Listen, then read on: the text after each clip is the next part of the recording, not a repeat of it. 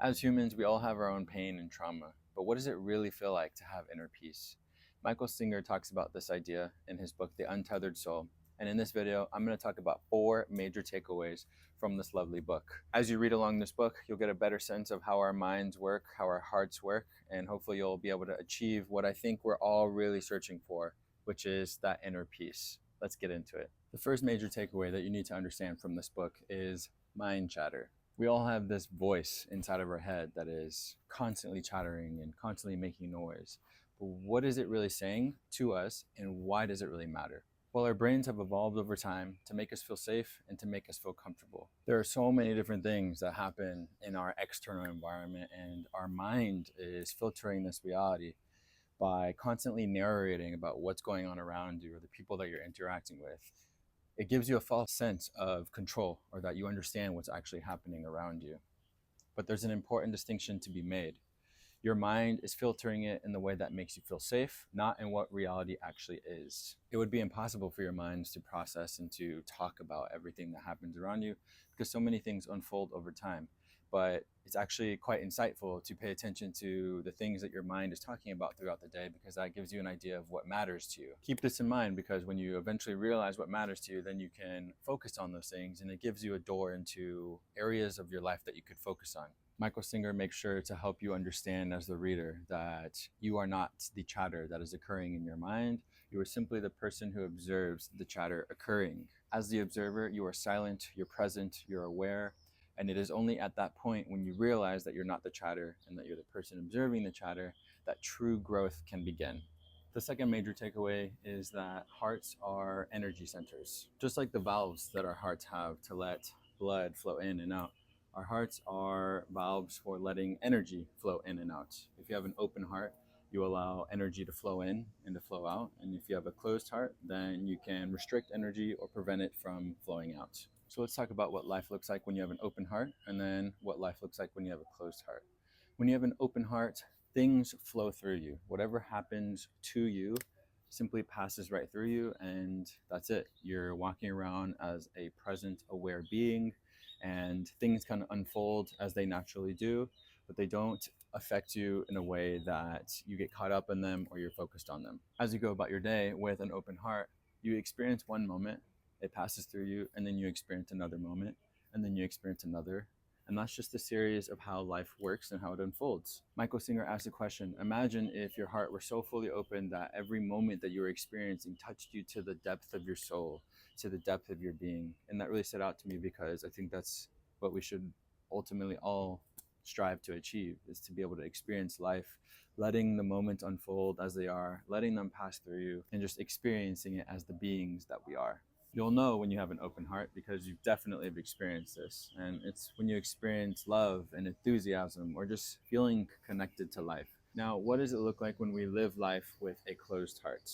Something might unfold, and then it may start to stir up some negative emotions inside of you, and you may get stuck on that. You're no longer letting it pass through you, it gets trapped inside of you, you're holding on to it, you're resisting it, and then that prevents you from experiencing the next moment. Why is this potentially bad or a dangerous thing? Well, if you don't let it pass through you, then it's going to get stuck inside of you and it's going to stay there. Energy is everywhere and it just doesn't disappear. So if we don't allow ourselves to have an open heart and to let these emotions, these experiences, these feelings to just pass right through us, and then they'll stay there at the forefront of our mind until they create an emotional block. Once that happens, then they begin to affect our lives, and then they represent pain, discomfort, or fear. If you do not allow these things to pass right through you or work on processing these emotions and these feelings and experiences, they will then begin to run your life. If you find yourself in this situation, ask yourself, how much love do you want to feel, and how open are you willing to allow your hearts to be? You don't have to fix every situation, you don't have to latch on to every negative thing that occurs, but it's important that you practice keeping your heart open so that you can allow these things to flow right through you, and you can continue to experience all of the moments that you're living in your life, and you'll eventually get better at living life with an open heart. The third major takeaway is how we deal with pain. Michael Singer introduces a metaphor, which I absolutely love, and I think is powerful to help us better understand how we deal with this pain. If you recall at the beginning of the video, I mentioned as humans, we all have our own pain and trauma.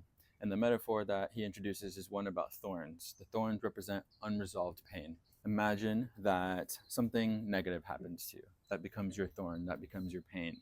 Whenever we have a thorn, we have essentially two options with how to deal with that thorn. The first is to remove the thorn, which means dealing and processing with that pain.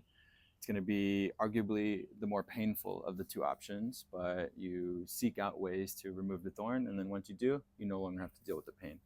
The second option, and I believe this is the option that most people choose, it's because it's slightly easier, is to design a device or an apparatus that protects your pain, that protects the thorn, so that you don't have to deal with the pain of removing it.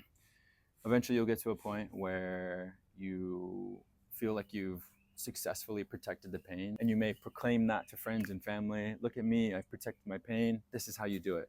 But then life continues to happen, and let's say you fall in love, and then as you get close to somebody, you hug this person, maybe a little pressure gets put on that thorn. And so what do you do then? You design an even fancier device and apparatus to protect your thorn. And then before you know it, this becomes a lifetime's work of you just trying to protect this thorn.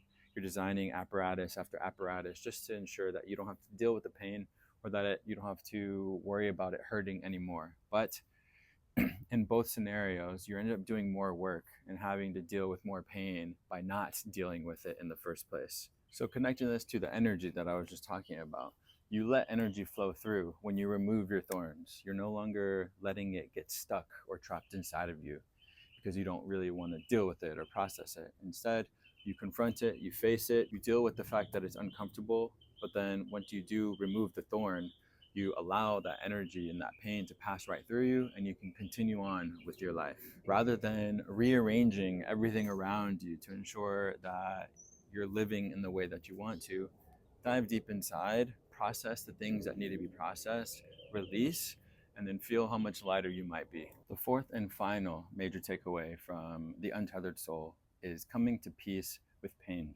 So throughout this video, I've talked about the fact that as humans, we all have pain and trauma.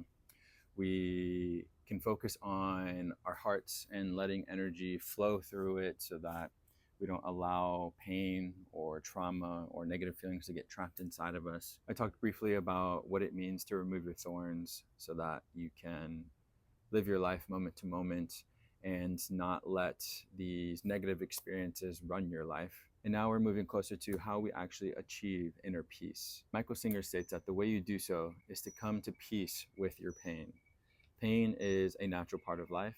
It is something that all humans experience, and it's absolutely necessary to be able to grow and to learn from your experiences. And so rather than trying hard to protect yourself or to resist or to push down and avoid the pain that you may be experiencing, practice and learn how to allow that energy to just simply flow through you. It's easier said than done, but the more you practice, the better you get at it, and your life will change as a result of it. Don't forget that anytime you resist pain, it gets stored inside of you, and then it changes your behavior and it dictates your life. The path to peace is to stop resisting these energy patterns and to instead release them. Another idea that Michael Singer shares that I absolutely love is that our minds are not qualified to deal with all of the experiences that we have on a daily basis. And so as a result of that, you should fire your minds. Our minds are computers, and they're very powerful tools, and they help us to process the things that are going on around us, and they help us to feel safe. But we need to free our minds from the responsibility of our emotional stability. That is not the job of our minds. I'll leave you with one powerful thought from The Untethered Soul. If you're willing to keep an open heart and to feel everything that you experience, then life itself becomes your teacher. If you close around something, then you're going to become psychologically sensitive to that thing for the rest of your life. And you'll keep it stored inside of you because you're afraid that that thing will happen to you again. The Untethered Soul is an amazing book that I would recommend for anybody to read because it teaches you about how we perceive and react to the things that we experience, and the absolute importance of letting these energies flow right through us so that we can continue to live our lives the way that we were meant to. I spoke a lot about the mind in this book review, And if any of this interests you, I conveniently made another video about 3 ways to stop ruminating. Check it out here in the link. Thank you for watching, and I'll see you in next week's video.